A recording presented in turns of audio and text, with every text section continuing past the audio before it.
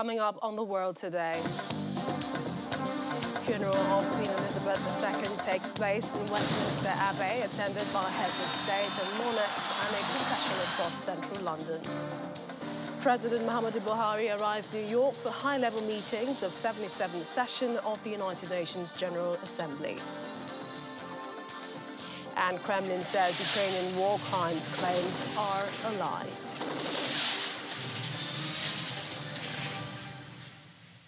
Welcome to the programme. I'm Millicent Walker in Lagos, and it's been tagged an end to an era as the UK, the world, bids farewell to Queen Elizabeth II. A few moments ago, Queen Elizabeth II's coffin arrived Windsor Castle for a committal service at St George's Chapel. Huge crowds lined the Long Walk as a procession accompanying the state hearse made its way along the route. The committal service will be led by the Dean of Windsor, David Corner. It starts with the coffin procession entering the chapel and proceeding down the nave to lay the Queen's coffin in the choir. Now, most of the congregation were not at Westminster Abbey earlier in the day, and this second service has been designed with royal staff in mind. Many are past or present employees of the Queen's estate, but we do still expect to see notable politicians in attendance alongside the royal family and members of their households. Earlier, a funeral service was held at Westminster Abbey, the building in which the Queen was married and crowned.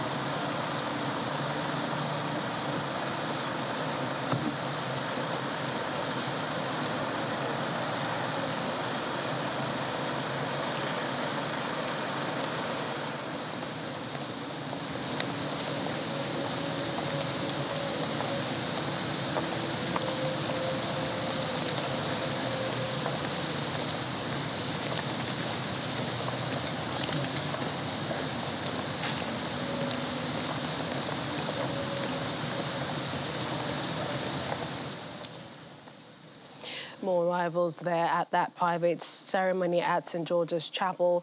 In the meantime, more leaders joined the rest of Britain and the world to bid a final farewell to Queen Elizabeth II as her state funeral took place in London. The Queen's lifelong sense of duty has been remembered at the service in Westminster Abbey. The Dean of Westminster, who led the service, expressed gratitude to a congregation of 2,000 people, including world leaders and royalty.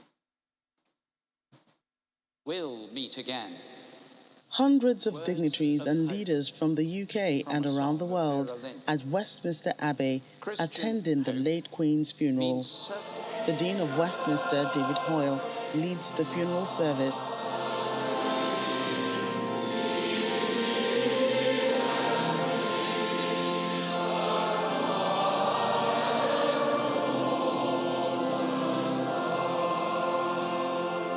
The Prime Minister of Britain, Liz Truss, takes the reading from the scriptures. Ye believe in God, believe also in me.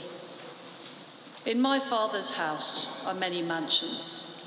If it were not so, I would have told you. I go to prepare a place for you. And if I go and prepare a place for you, I will come again and receive you unto myself, that where I am, there ye may be also. And whither I go ye know, and the way ye know. Thomas saith unto him, Lord, we know not whither thou goest, and how can we know the way? And the Archbishop of Canterbury, Justin Welby, gives the commendation, a prayer which entrusts the soul of the deceased to God.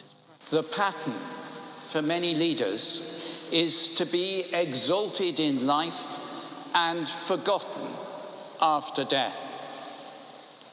The pattern for all who serve God famous or obscure, respected or ignored, is that death is the door to glory. Her late Majesty famously declared on a 21st birthday broadcast that her whole life would be dedicated to serving the nation and Commonwealth. Rarely has such a promise been so well kept. Few leaders receive the outpouring of love that we have seen. As the service progresses, gentle sounds of hymns well sung fill the room and seep through the glass windows of the Abbey.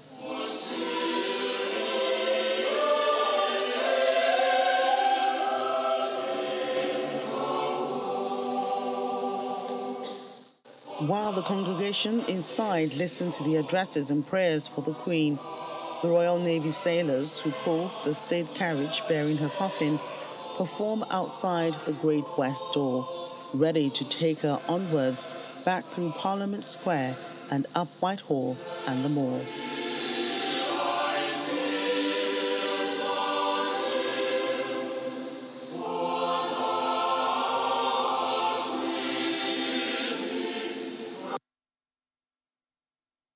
Well, after the funeral, Nigeria's Vice President, Professor Yemi Osinbajo, has been reflecting on the service of the Queen to the world.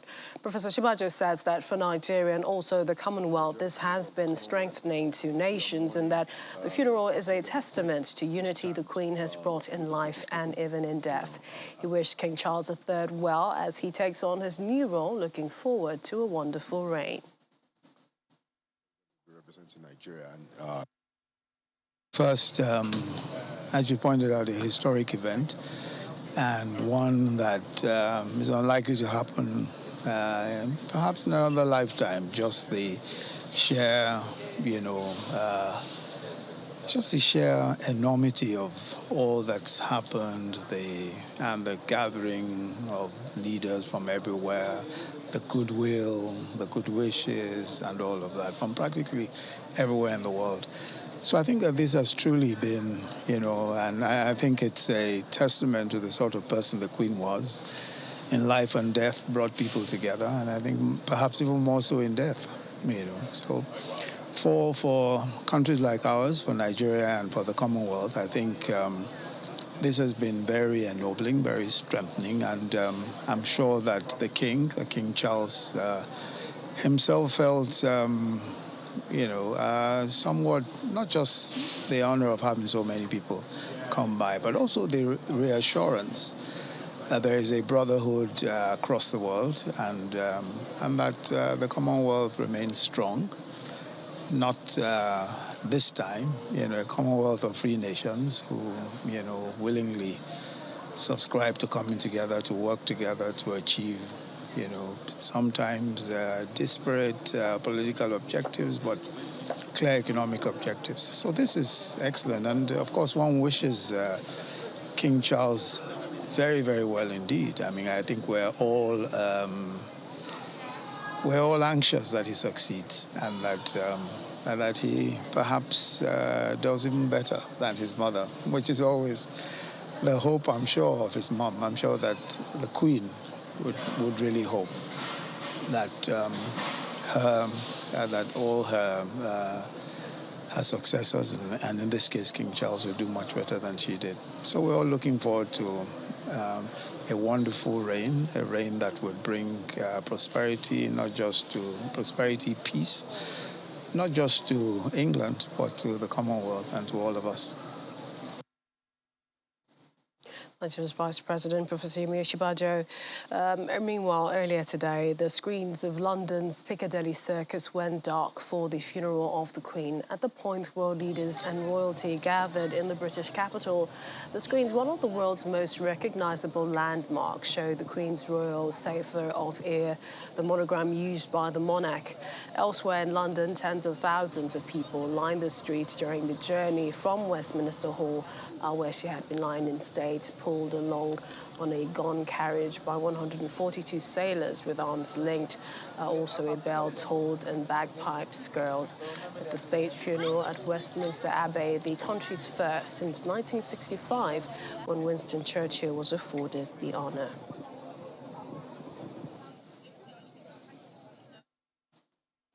And our London correspondent, Juliana Lainka, and the foreign desk have been on top of events in the UK today, the Queen's funeral, and she joins me now. Hi, Juliana. It's a nation and a world saying goodbye to the longest reigning monarch ever. What has the early hours of the day been like? Good afternoon, Millicent. Well, I'm actually lost for words, which is very rare coming from me. But as you can imagine, every single word has to be right.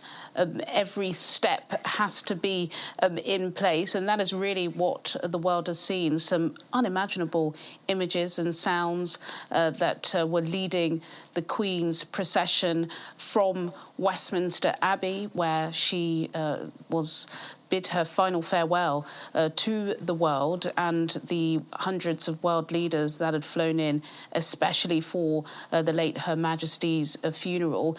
Just a few moments ago, we know that the continuity service has just ended at Windsor Castle in St George's Chapel, a chapel that was built over 500 years ago. Again, another thing that we've been seeing today, Millicent, is British history played out on the world stage, something that we have never seen before. We have heard some commentary from British historians who have, of course, been comparing this to the late Sir Winston Churchill's funeral, the funeral of her father, King George V. But none were as loved as our beloved Queen, and which is why hundreds of mourners were lining the procession as it left from the west of London into Windsor. There were thousands queuing across the Mall, and billions of people have tuned in from across the world. In fact, some network broadcasters are saying that the Queen's funeral is likely to have been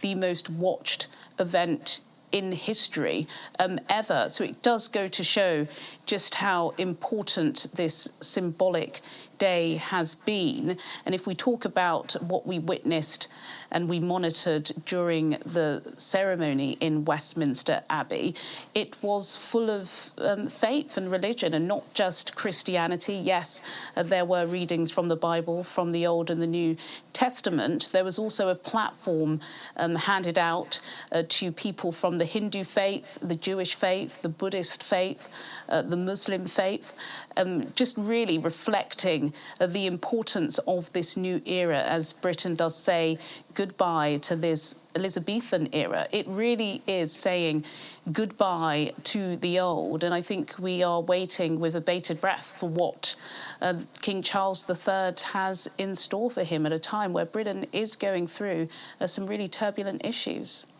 And Juliana, you know, the word out there is that London stood still, while this was happening. Also, there appeared to be strength. We could see members of the royal family through the whole process. One wonders how they're feeling today, because, today is the funeral proper. You're absolutely right. I think some of the key buzzwords that have come out of today's service has got to be, of course, service and duty and leadership.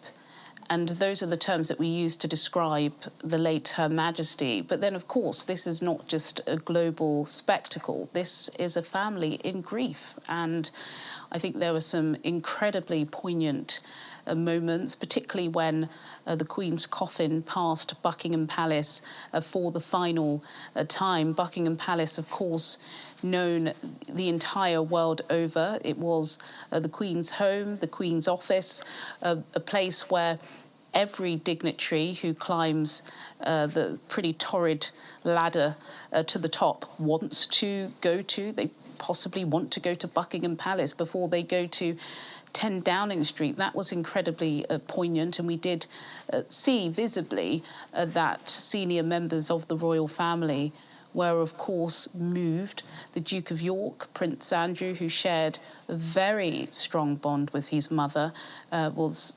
inconsolable. Also, as well, the Duke of Wessex, who is a friend of Channel's television, that's Prince Edward, the Queen's youngest son. He too was visibly moved, and it has been an incredibly intense 10 days. I think the royal family have, of course, leaned deeply into the British public. A lot of people have asked whether or not the royal family still hold that great affection in the hearts of the British people, and I think that was made clear with how many people queued up in pretty horrendous weather conditions to pay their final tributes. And we've seen the Queen's coffin for the last time. There will be a private burial this evening, but I think it's worth bearing down and reiterating just how incredibly difficult it has been to try and strike the right tone, because of course the world has never seen this before, and it is likely that we will never see it again, Millicent. And to see everything well managed, the gathering of thousands, including the world leaders, about 2,000 royal family members, of course. We also understand there were representatives from charities and those who made extraordinary contributions in dealing with COVID-19 pandemic. But I must ask you, Juliana, you also had that interview with the Vice President earlier today. What will stand out for you, having monitored and covered the Queen's funeral? I lost the last part of your question, Millicent, but yes, I did manage to track down the Vice President, Professor Yemi Osinbajo, today, alongside the the Nigeria High Commissioner to the United Kingdom, Sharifa Tunji-Ishola, who was one of the last few individuals to have a private audience with Her Majesty the Queen when he handed in his letter of credentials, talking about just how strong-minded she was, how wise she was, even in the small time that they had together. Of course, we know that the Vice President was joined by other world leaders in being hosted at Buckingham Palace yesterday evening. So he spent some private time with King Charles III.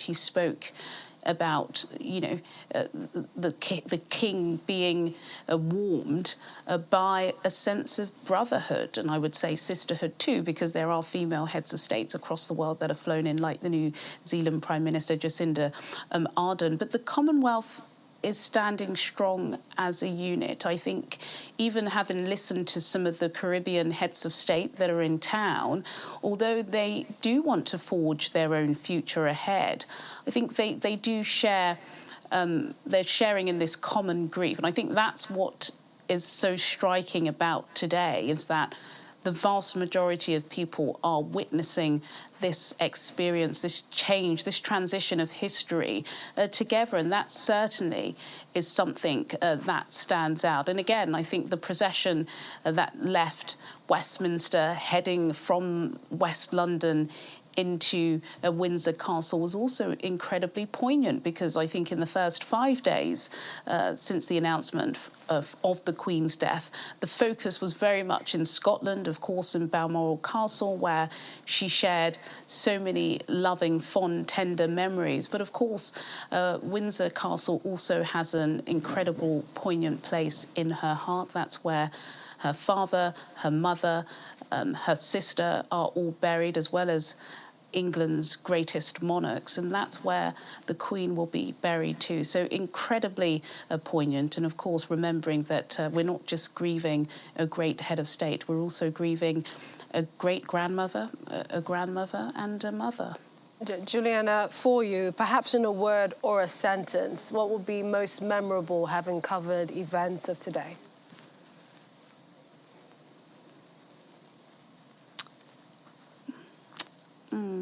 I'm lost for words there, Millicent. But I think for me, it was possibly on Tuesday evening when the Queen's coffin in the rain was driven into Buckingham Palace, because I was choked up, as I'm getting choked up now, just remembering just a couple of weeks before, on June the 4th, the world saw her, waving alongside her family as she was celebrating 70 years on the throne. So it was incredibly moving to see that the Queen's body was being driven into Buckingham Palace. That has got to be a point that stands out. But there are many of them. But yes, so finding the right diction and the right tone at this time is incredibly difficult, but important nonetheless. One can imagine. Our London correspondent, Juliana Lainka, many thanks. We continue to look to you for more developments.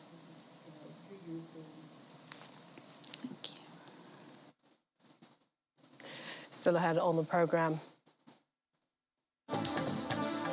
Paris metro station has been renamed Elizabeth II on day of Queen's funeral. Please stay with us.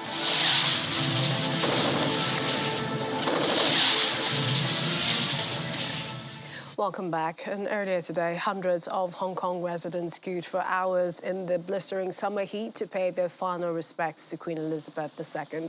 Over the last 10 days, thousands have visited the British Consulate General to pay their respects and to sign a memorial book. Outside the consulate, piles of flowers, handwritten notes, photographs and mementos had been left by the visitors. After 2 opium wars in the 19th century, Hong Kong became a British colony where colonial rule lasted for 156 years. The Queen served as head of state for 45 years, presiding over a period of fast development, which some consider to be a golden age of Hong Kong. The territory was returned to Chinese rule in 1997 with a commitment from Beijing that it would respect the one country, two systems arrangement agreed under the deal that ended British colonial rule in the territory. Britain has been especially critical of a national security law imposed in 2020 and electoral changes that it says erode the freedoms and autonomy of Hong Kong. Well, like her presence is kind of like literally everywhere. It still exists everywhere in Hong Kong. Like you got the hospital, you got schools, even got the road names which is still under her name, and I guess this is just a way just to remind people of her presence before the handover. Yeah, and then given like at this moment that she has passed away already, this has like kind of called the deep, what has like been, buried deep in our heart. Because I was growing up during the colonies era, and then I thank for the Queen to lead all the British politicians to give us a stable Hong Kong, a civilized Hong Kong, and she, they give us free education and then a well constructed legal system. And after a reign for 70 years and nearly 4 months, one longer than any other monarch in British history, today will be remembered in the history books as many gather to pay their final mark of respect. Now, let's take a further look at some of the highlights of the huge funeral honouring her lifetime of devotion and steadfast service. It's a vital part of Britain's history today, as much of the world stands still to honour Queen Elizabeth II at her funeral service at Westminster Abbey, quite significant as it is the building in which she was married and crowned queen. Earlier on, mourners and security gathered in central London ahead of the start of the Queen's funeral. Shortly before 11 a.m, the Queen's oak coffin, draped in flags and topped by the imperial state crown, was drawn to the church on a gone carriage by Royal Navy sailors. A procession accompanies the coffin from Westminster Hall to the Abbey, which is led by about 200 musicians, including the pipes and drums from the Scottish and Irish regiments.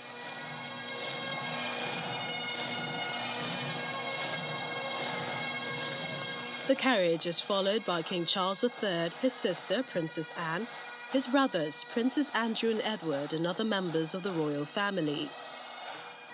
Following behind them are other senior male royals, the Queen's cousin, the Duke of Gloucester, her nephew, the Earl of Snowdon, and Anne's husband, Sir Tim Lawrence. Thousands of people also lined the streets to witness the passage of the Queen's casket.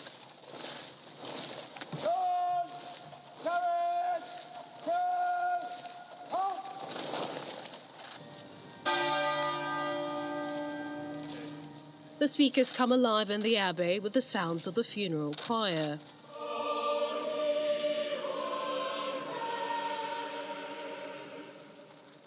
Heads of state, prime ministers and presidents, including the Queen's former prime ministers, as well as US President Joe Biden, Nigeria's Vice President Professor Shibajo, French President Emmanuel Macron, members of the European royal families and key figures are among the 2,000 seated in the congregation. For those not invited, big screens have been put up in cities across the country as thousands of mourners gathered in London's Hyde Park to watch the funeral of Queen Elizabeth II. Attendees picnicking at the park went quiet the moment the Queen's coffin appeared on their screens. The last post is played, signalling an end to the funeral service. A 2-minute national silence is observed throughout the Abbey and the UK as a whole. King Charles and the Queen Consort, with other members of the royal family, follow the coffin out of the Abbey. At a private family service later, the Queen will be buried alongside her late husband, the Duke of Edinburgh, at the King George VI Memorial Chapel, located inside St George's Chapel.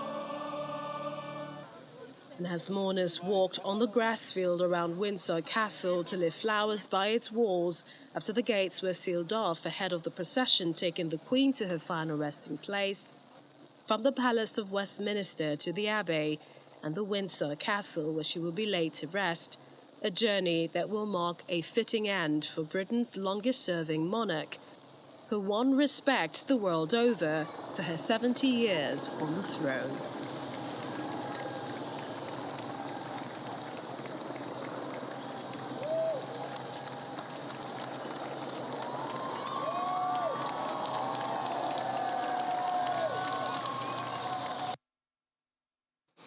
A Paris metro station along the Champs-Élysées Avenue was temporarily renamed Elizabeth II from George V, the day of the Queen's funeral. RATP, the company that operates Paris's metro station, said on Twitter the metro station was renamed Elizabeth II for the day as a homage to the Queen.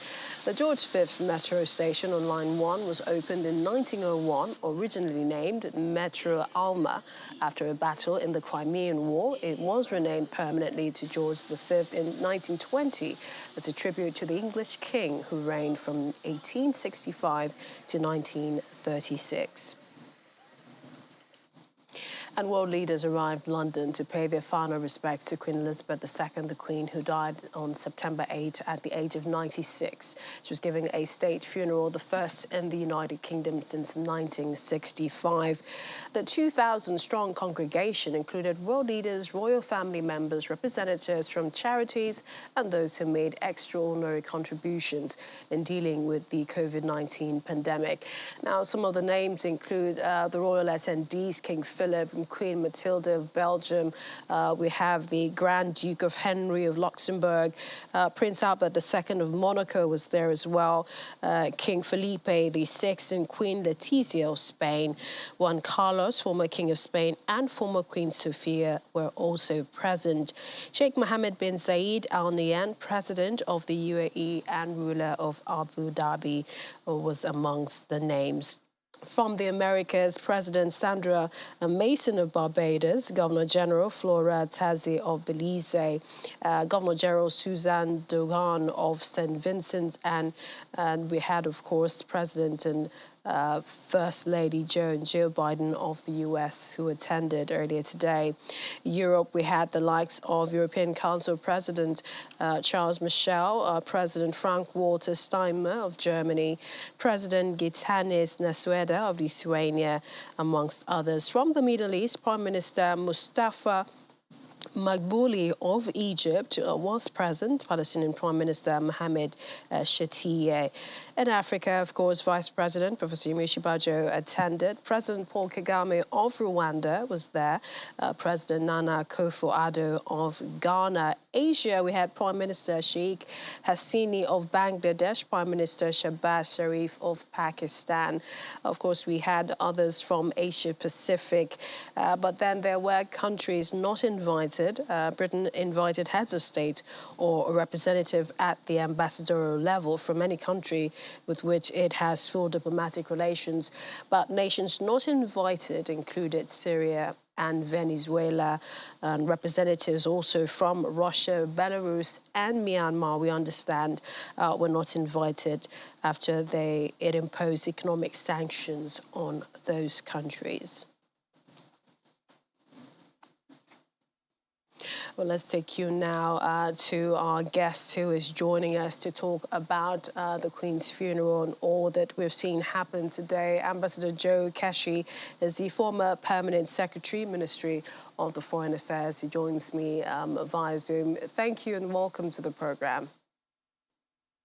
Thank you and good evening. Good evening. What's your take on how the funeral today, especially the state funeral that held at Westminster Abbey and all the events, how they unfolded?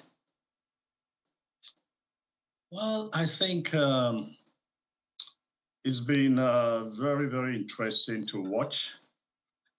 Since the Queen died, we've seen a lot and heard a lot about the British history and the monarchy itself. We've seen the pageantry, the magnificent historic buildings belonging to the royal family that were built centuries ago. We've seen splendor being displayed.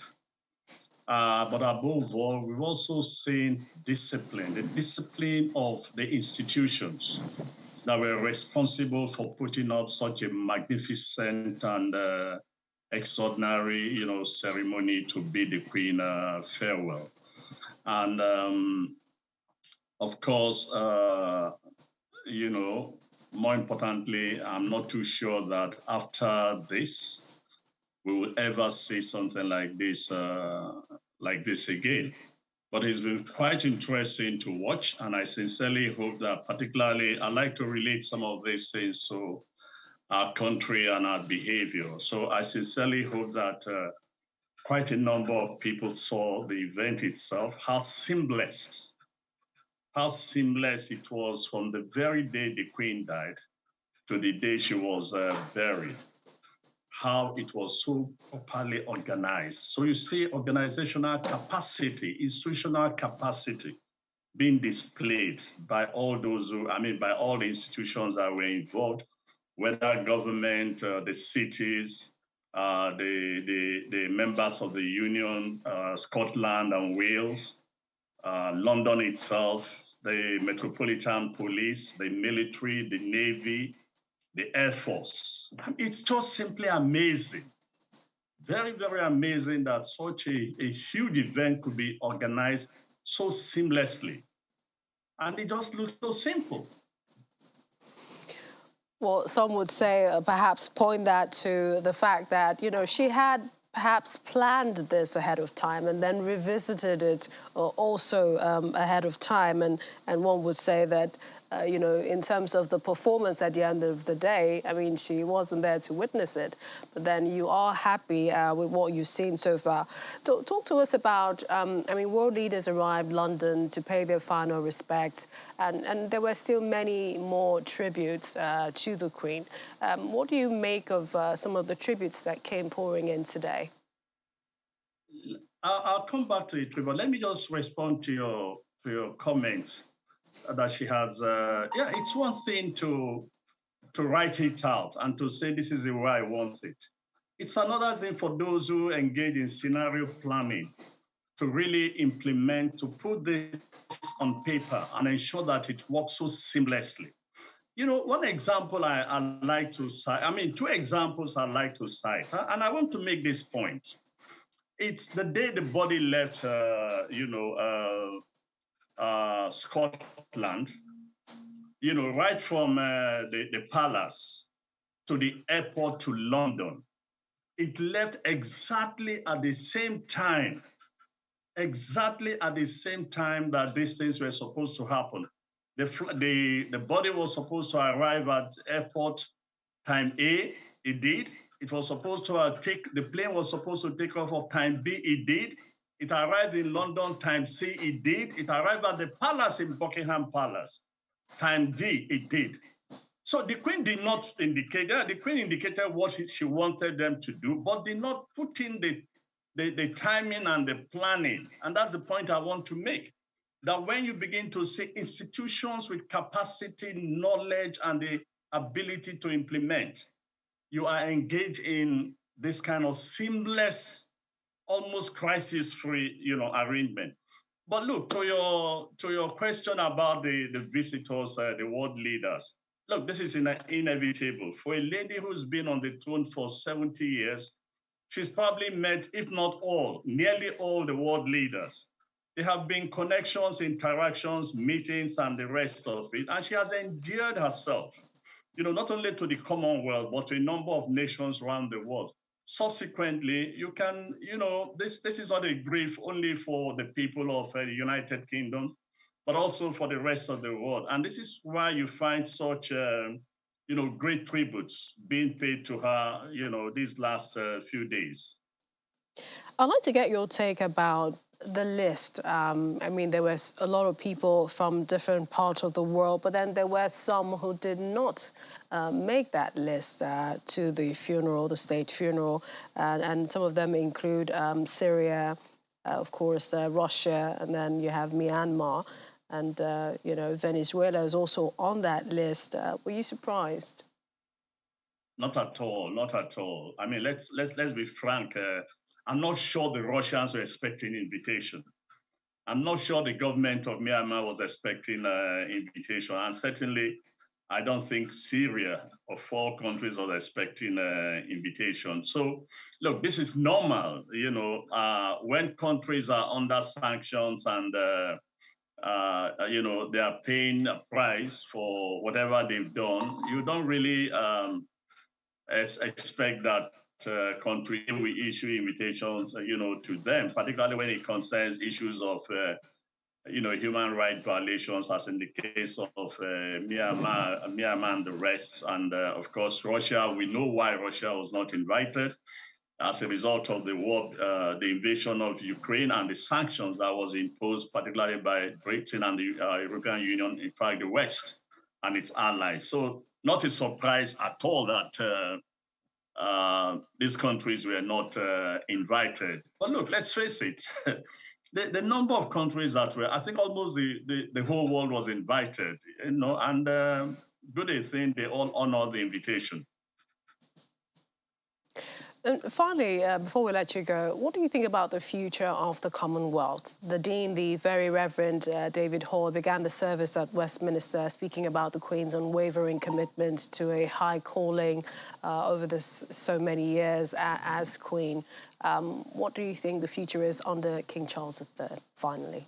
I believe that the Commonwealth will survive for, I don't know for how many more years, but look, a number of institutions that were created more than 70 years or 60 years ago, at some point, for one reason or the other, they grow weak, and you find another leadership that comes in and energizes that institution, and it continues to grow. And a typical example that some attention will be paid to the Commonwealth is the fact that since he assumed the office, the new king has actually been emphasizing, talking about the Commonwealth. And today, I think the first or the second reading was taken by the Secretary General of the Commonwealth. Again, that is to emphasize the place of the Commonwealth within the whole gambit of the British diplomacy. So my feeling is that it will survive. Appreciate your time. Many thanks to Ambassador Joe Keshi, a former Permanent Secretary, Ministry of Foreign Affairs. Thank you for joining me on today. Thank you. Thank you so much. Well, we're going on a break. When we return, dozens compete in Virginia's plane pooling event. We also have more from the war in Ukraine. Stay with us.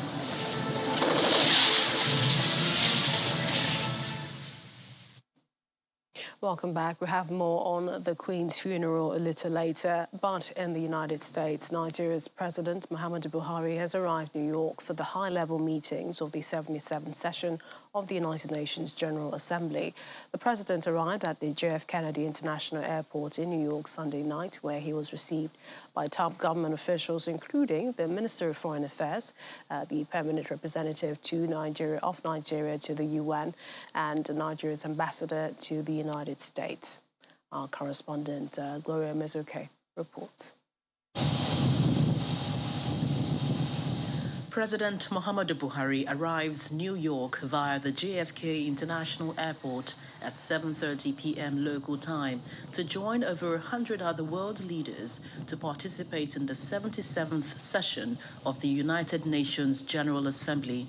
The president arrived accompanied by a delegation including governors, ministers, and other top government officials, heading straight to his hotel, which is within the vicinity of the UN headquarters.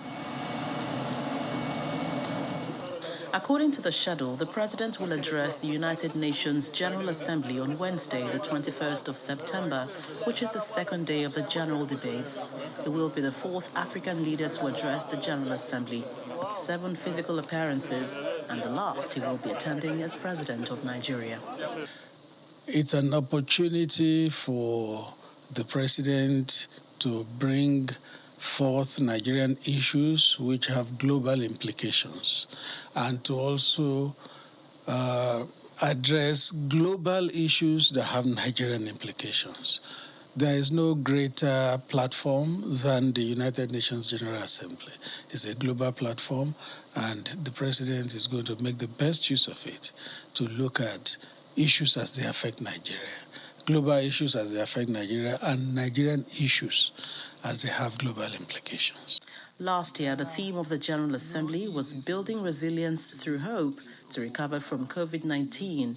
But this year, proffering transformative solutions to the interlocking challenges is key for the diplomatic community.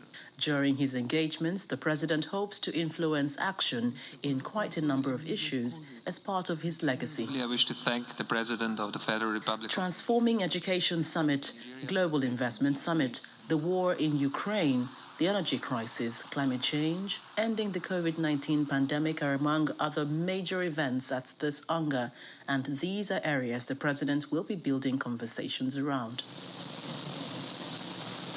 For 3 years now, it had been impossible for world leaders to fully converge, making the COVID-19 pandemic a dominant conversation around the General Assembly. But this year, for the first time since 2019, UNGA will be held in person in New York, and fundamentally, the need for global cooperation will be central as the world faces a stark choice to break down or break through. From New York, Gloria Umezuke, Channels Television News.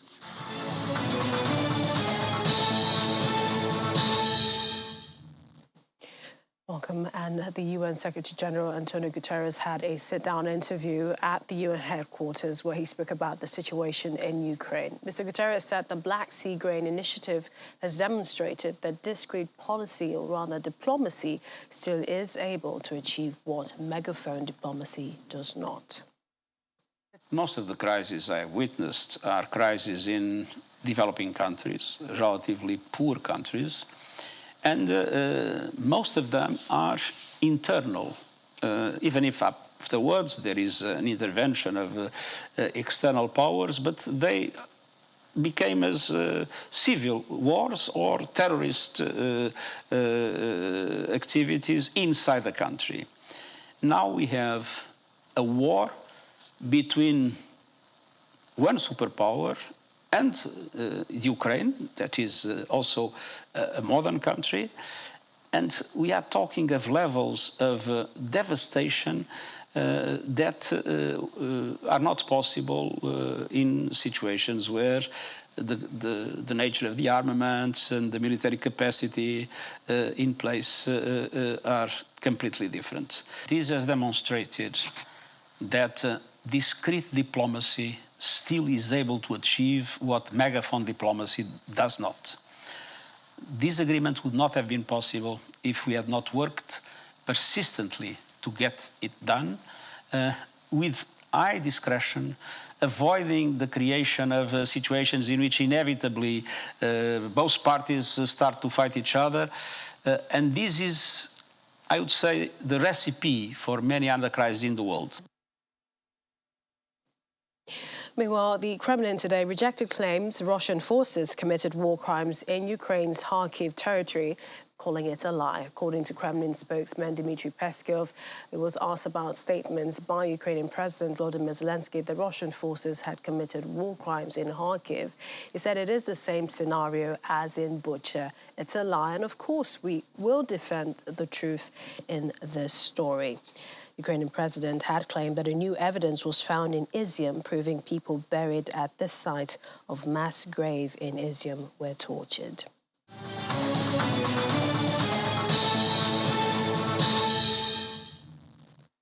And away from Russia, Ukraine, to the U.S., where nearly 100 teams of 25 people each competed to pull an 82-ton airplane, either a FedEx Airbus A320 or United Boeing 757, 12 feet.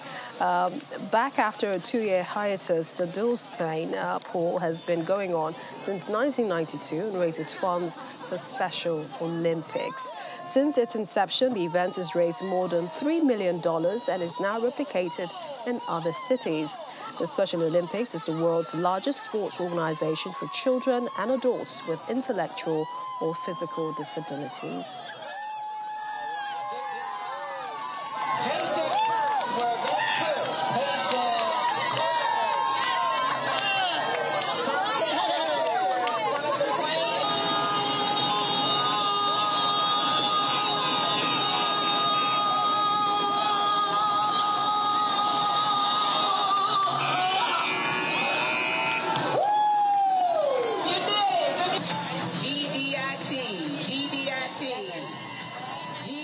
Some power they must have, but for a good cause. Well, we wrap up the program right now. Thank you for watching. I'm Melissa Walker, and we bring to you the lives and times of Queen Elizabeth II.